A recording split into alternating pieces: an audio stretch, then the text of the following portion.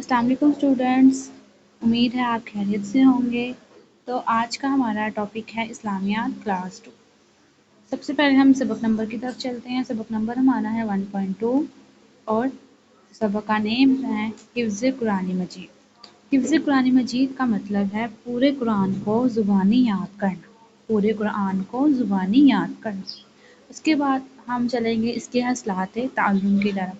اس سبق کی تکمیل کے بعد طلبہ اس قابل ہو جائیں کہ وہ سورۃ الفلق اور سورۃ الناس درست تلفظ کے ساتھ حفظ کر سکیں۔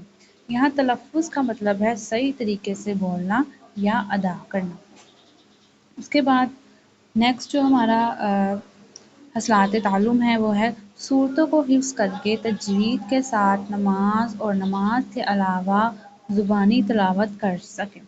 تجوید کا مطلب ہے قرآن مجید کو درست قواعد اور آواز کے ساتھ پڑھنا۔ اس کے بعد ہمارا لاسٹ اور تیسرا جو حاصلات تعلم ہے وہ ہے موضوعین کی اہمیت اور فضیلت جان سکیں۔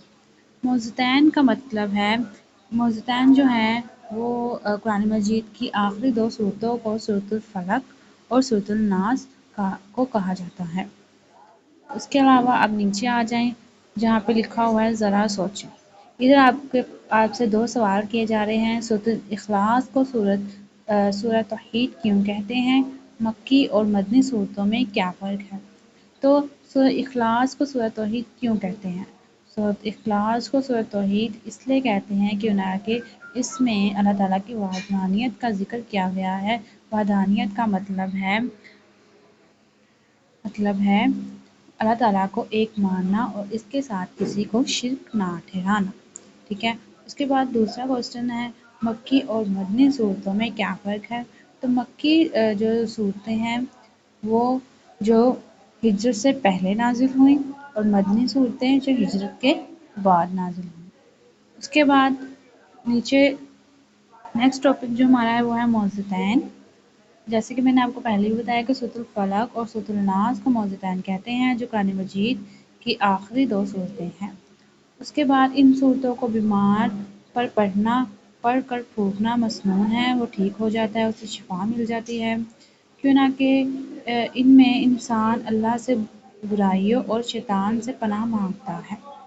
اس کے بعد نیچے سورۃ الفلق، اس میں ہے اس صورت میں جو ہے وہ 5 آیات ہیں۔ سورۃ الفلق مکی صورت ہے جس میں 1 رکوع ہے، یہ آخری پارے میں ہے۔ اس صورت میں 4 چیزوں سے اللہ تعالیٰ کی پناہ مانگی گئی ہے۔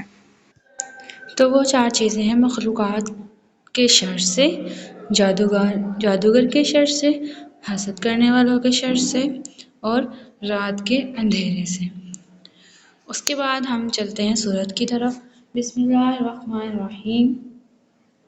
شروع اللہ تعالیٰ کے نام سے جو بڑا مہربان نہایت رحم والا ہے۔ قل اعوذ برب الفلق، کہو میں پناہ مانگتا ہوں صبح کے رب کی۔ من شر ما خلق، ان چیزوں کے شر سے جو اس نے پیدا کی۔ ومن شر غاسق اذا وقب، اور اندھیروں کی رات کے شر سے جب وہ آ جائے۔ ومن شر النفاثات فی العقد، اور گرہوں میں دم کرنے والیوں کے شر سے۔ یہاں گروہ جو ہے وہ جادوگر کو کہا جا رہا ہے۔ ومن شر حاسد اذا حسد، اور حسد کرنے والوں کے شر سے جب وہ حسد کریں۔ اوکے کلاس، امید ہے آپ لوگوں کو سمجھ آئی ہوگی۔ اللہ حافظ۔